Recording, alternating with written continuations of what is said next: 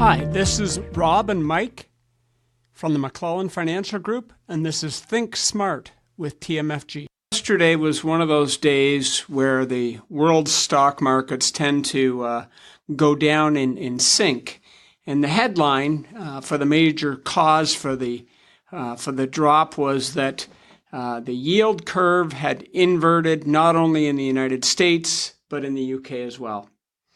What does that mean when the yield curve has inverted? Does that mean something about interest rates? What does it mean? The easiest way I describe it is let's go to something simple. Let's talk about GICs, right? Generally speaking, when you bought a short-term GIC, you bought GIC for 1 year. Let's say you'd be paid 2% on it. If you went for a short-term credit in your bank account, you'd be paid 1% on it. If you started by a 5-year GIC, you'd probably get about 3.5% on that. And what it's been is, generally speaking, the longer the term that you're willing to take on the investment, the higher interest you'll be paid for that. And that's sort of the norm that's been around for years. But occasionally what happens is when we go into this thing that we call an inverted yield curve, it means that longer term money actually costs less than short term money. And what it will mean is the expectations in the future are that the cost of borrowing will be less in the future than they are now. So if I gave you $10,000 and I could give it to you either for a year or 5 years, you'd give me a better rate at 5 years?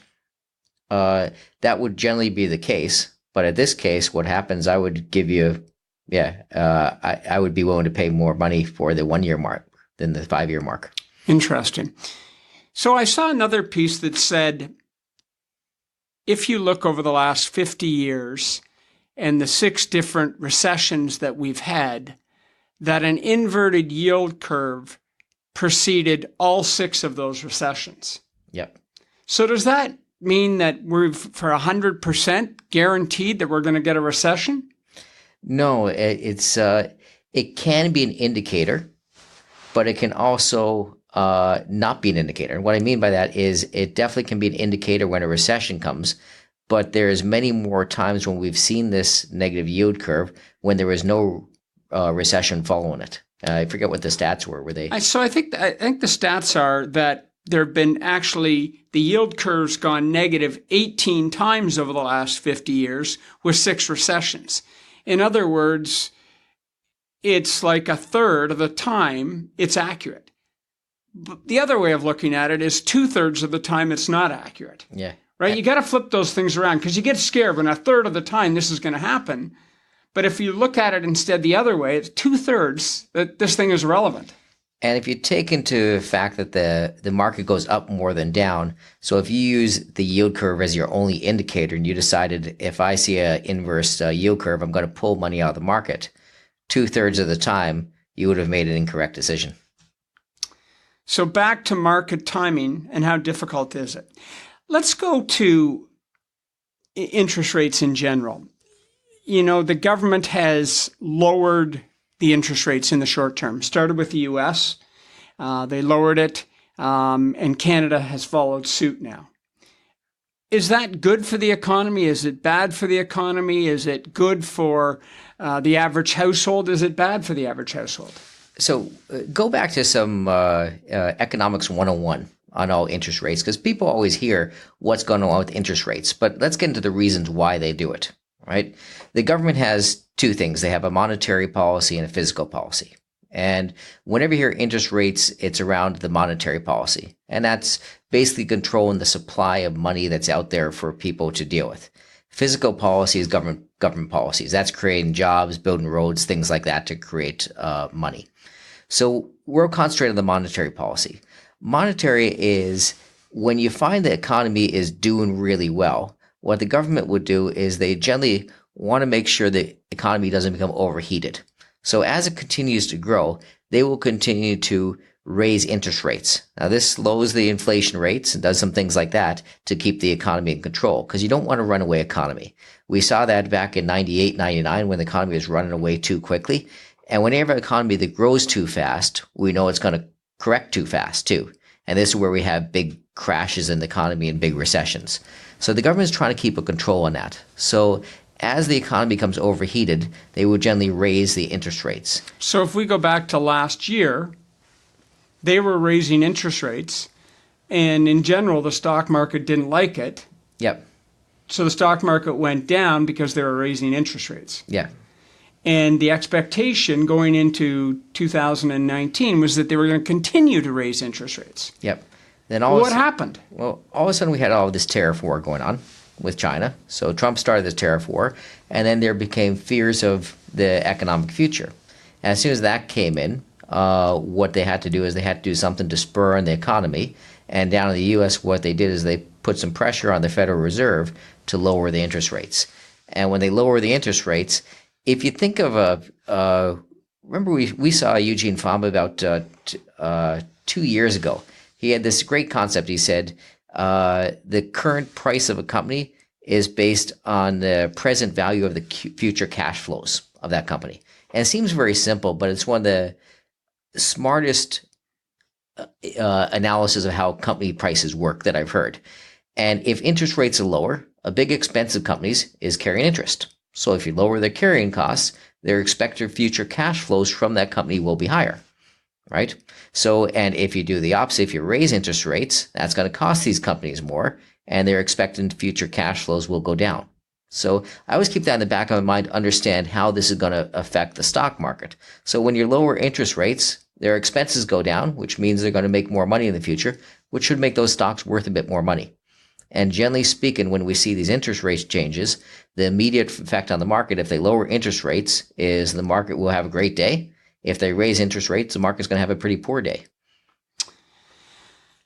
I always think there's a bit more to it. I always think that the market itself hates uncertainty. So whether rates are going up a quarter point or a half point or coming down a quarter point, the market just says, wow, okay, that's uncertain. We don't know what's happening now. Yeah. And because often they will raise or lower rates by a quarter point, but then they'll project in their notes what they think may happen in the next meeting, whether rates might continue to go up. Absolutely. And a lot of it is even based not on what happens. Sometimes it's anticipation of what they think is going to happen. Sometimes no change in interest rates will be just as disastrous as change in the interest rates because they expected to see a change in interest rates. So it just sends signals out. But this is the government's way of controlling the economy and keeping it so it should have steady growth. So I remember a study that was, I believe it was the Wall Street Journal, and they had brought in the top economists every 6 months, and their job was to predict which way interest rates were going to go in the next 6 months. And they did this for over 20 years. And the data was very interesting. These are the top economists in the world that they chose at the time. And you would assume those people had inside knowledge of where interest rates would go in the next 6 months. Yeah. The data was that they were wrong 70% of the time. So if those people are wrong 70% of the time and only accurate 30%, and remember, they had a 50-50 chance. All they had to say is higher or lower. And, or I guess they could have said neutral, but they were wrong 70% of the time. We don't stand a chance of predicting which way interest rates are going to go. No. So why worry about it? It's one of those things that you should, as far as a long-term investment, it should be totally ignored because it would distract you from the main purpose of investing. Let's talk a little bit about recessions.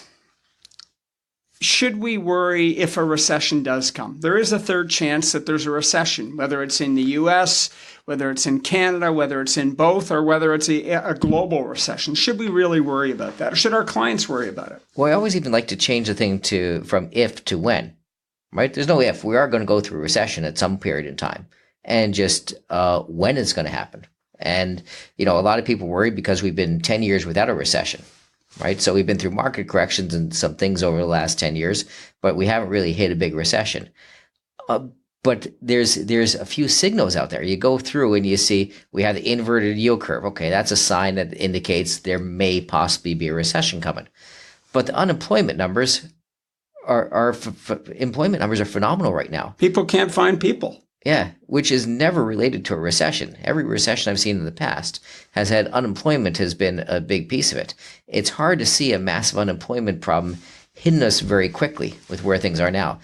I mean, it could happen, but it's a big change from where things are now. Absolutely. The other thing I think about recessions is, a recession is defined as negative growth in your GDP for 2 quarters or 6 months time period. So 2 quarters in a row. But if you think about it, most of the time you have a recession, it's only a drop of 1 or 2%. In other words, the economy is still going at 97, 98% of its capacity. Yep. That's still pretty good. Yeah. It's only a rare time that we go to maybe 90% or 92%. Those are big, great recessions, but they don't happen. They happen once every 50 years. And we've been through the last recessions. I mean, people were still driving the cars. People were still eating in restaurants. People were still shopping in the malls. Sometimes when you hear about a recession, you think the streets are going to be empty and people are just going to be sitting there home eating craft dinner. That's not how I've seen them in the past. Absolutely. Absolutely. Do you have any predictions on where interest rates are going? None at all. I'm with you on that. This is Rob and Mike with ThinkSmart with TMFG. You have been listening to the McClellan Financial Group of Asante Capital Management Limited. Asante Capital Management Limited is a member of the Canadian Investor Protection Fund, an investment industry regulatory organization of Canada. Insurance products and services are provided through Asante Estate and Insurance Services Incorporated. This material is provided for general information and is subject to change without notice. Every effort has been made to compile this material from reliable sources, however, no warranty can be made as to its accuracy or completeness. Before acting on any of the above, please make sure to see a professional advisor for individual financial advice based on your personal circumstances.